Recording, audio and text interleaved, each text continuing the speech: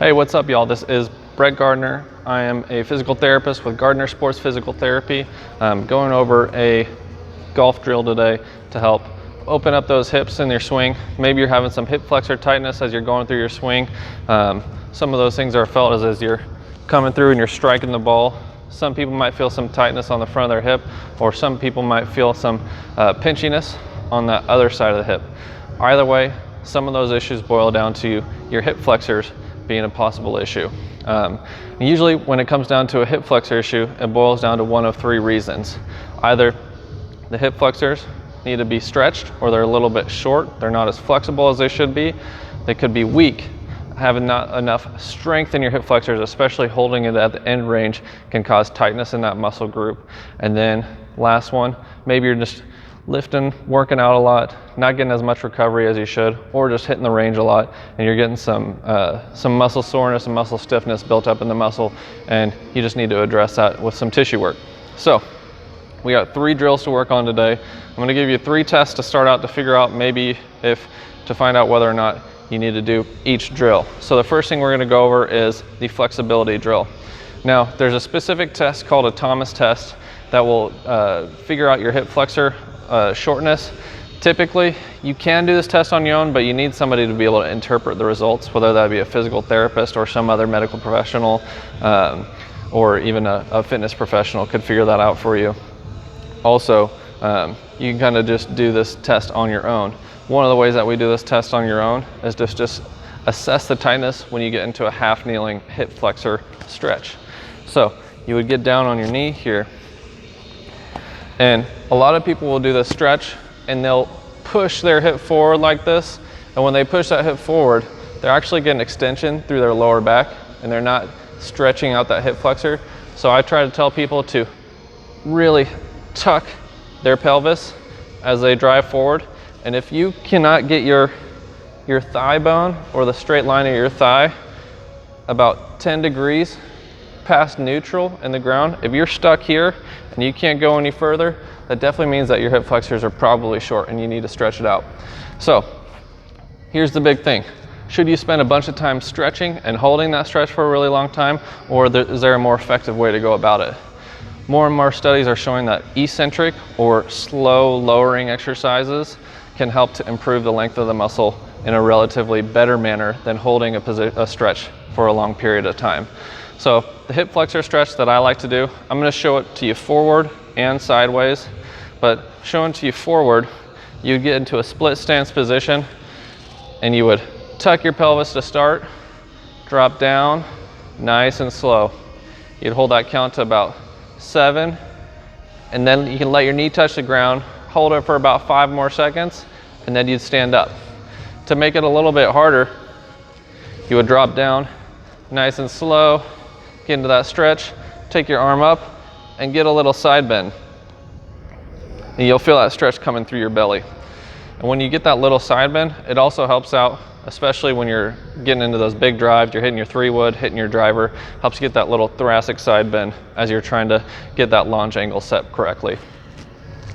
Another way to do the stretch looking from the side, get set up in your split stance, and you slowly drop down, and that's how it should look there.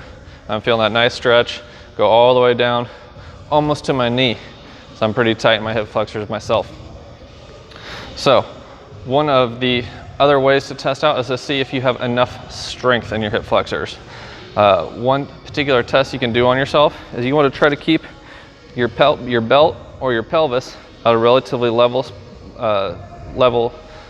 position.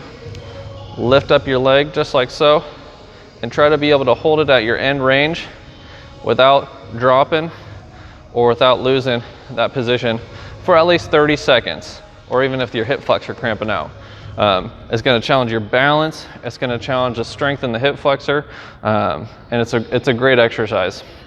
So if you end up finding that that's a little bit weak on you, there's a few ways you can work on improving the strength in your hip flexors. I'm going to show you 2 different ways to do that. One of the first ways is obviously to do that test. You would get up, practice it, and hold it.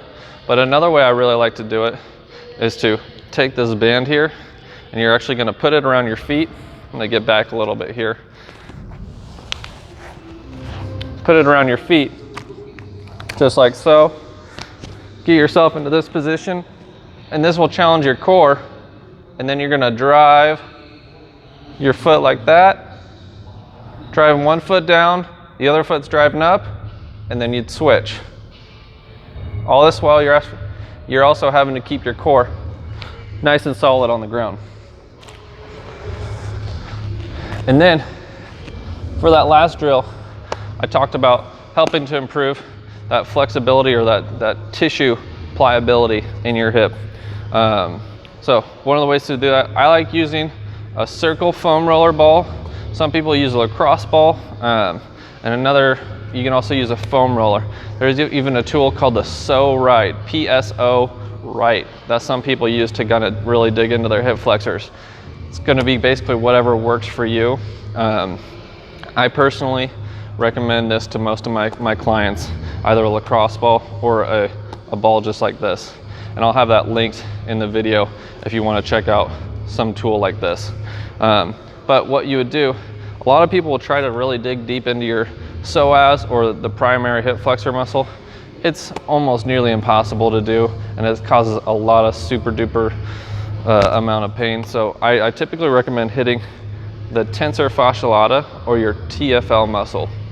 Hitting this muscle will solve a lot of the issues that go on in the hip. I really do think if you're gonna try to get your psoas, make sure you're seeing somebody to help you out with that one specifically, because that's a hard one to do. But let's show you this here.